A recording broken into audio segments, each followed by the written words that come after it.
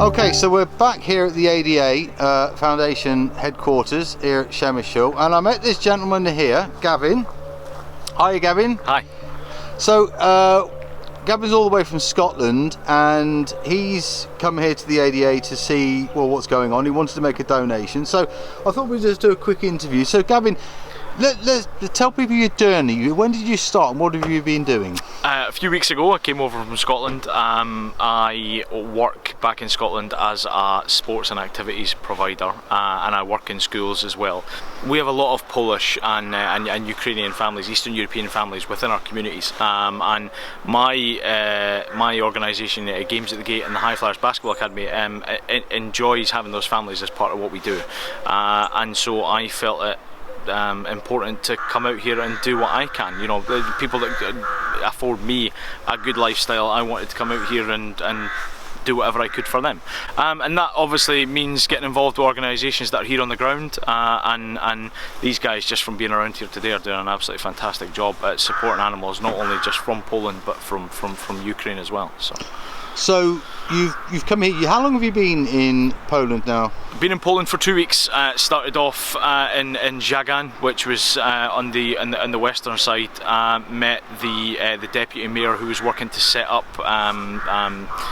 just places for refugees to get support, and then went to the train station in Wrocław, which it operates as a hub for people that are moving out of, I suppose, kind of danger zones and areas, that will then have the opportunity to go further westward, and pitched in there, just kind of bought materials, volunteered my time, just did whatever was needing to be done. The list is endless, and then went to the border at Hraben and helped run aid in and out of the in and out of Ukraine to Lviv. So all in all, 2 weeks of just doing whatever needed to be done.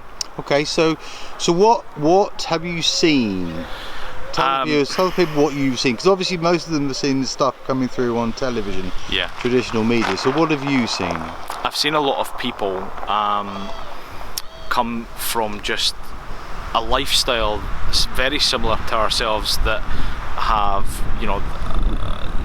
careers, they've built homes, they've built lives for themselves, and that life has just been pulled out from underneath their feet very suddenly, and who are struggling with knowing when this is all going to come to an end, when they're going to be afforded the chance to go home.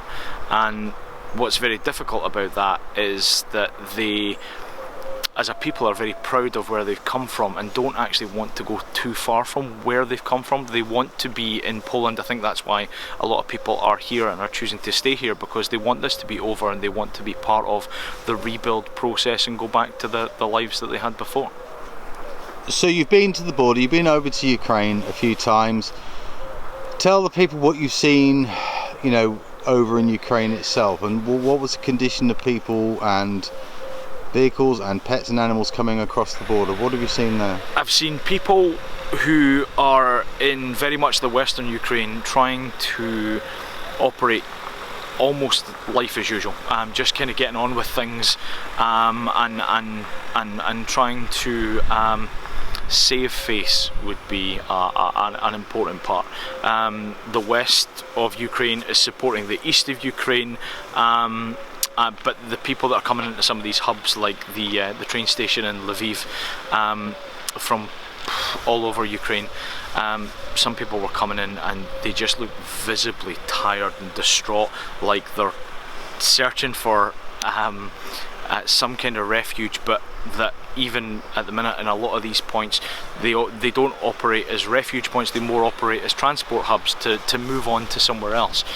For example, I was in the middle of Lviv Square in front of the train station, and the air raid sirens were going off, and I just remember looking around and saying, well, one, these people in need, where are they going to go? But in looking at a lot of people, they were just still on their mobile phones, still on their bikes. There was no mad rush that you would maybe perceive back home as being like, when they go off, you have to go and take shelter. There wasn't any shelter, so people just kind of got on with their life, and that was a bit surreal for me. But you know, working on the border at Hriben for the past few weeks has been, it's, you know, you've had everybody from coming through with gunshot wounds to people that have just been travelling for days to escape the conflict, and the most amazing part is people are carrying pets and jackets and carry them in bags, whatever they can do to help their family, unit pets included, they've been doing, and that's been something that's been very fulfilling to be a part of, but what you do seems and feels very little, and it's only through cooperation and, you know, people like yourself that you know it's linking up and it's networking with these kind of people so that, you know, you can make a more cooperative effort. Okay, so thank you for that, Gavin. So we met today at the ADA. Yeah. You came down, and what brought you here specifically? So I'd heard good things, you know, from social media. These guys have got a really good social media platform, showing what is a very realistic picture of what's going on. Is that there are animals in need. There are willing people to get involved in and set it up, but that there's so many different layers of it, because you don't just need to look after the animals, you need to look after the animals that come in here, you need to look after the animals that are still in Ukraine, so you need to, you know, get food together and provisions for them, and then there's the whole element of transportation and intelligence of when it's right to move things and when it's not right to move things. There's ethical barriers, there's cultural barriers, so there needs to be a team of people working through and processing information on a minute by minute basis to make these things work, and these guys are doing that. So I just wanted to come along and show my support, and from the people that have raised money back home, I wanted to make sure that that was going into a charity that was doing the really credible work for the animals and the people. Yeah, no, we spoke about this beforehand, didn't we? We thought to ourselves, we want the money to go to places which are tangible, you can touch it, feel it, touchy, as opposed to just disappear into a massive fund. Yeah. So we've been around, we've had to look at a few things today. Could you let the people watching this know what you've seen? I've seen what is, and I've seen what could be. I've seen the what is in a facility like this, you know, of four walls, and something that has existed for a very long time is swelling with the influx of animals in need and care. Some of the quarantine rooms in there are full to the brim with animals that need support, but and a lot of people just, you know, being very personable people in all of this. You know, I was welcomed, I was greeted by one of the leading vets. That's not something you usually get in the UK. You don't usually get that far to see one of these people behind the scenes, and I was shown round a facility that is, you know, it's designed for the animals. It's not designed as a PR show that makes it look, you know, all bells and whistles.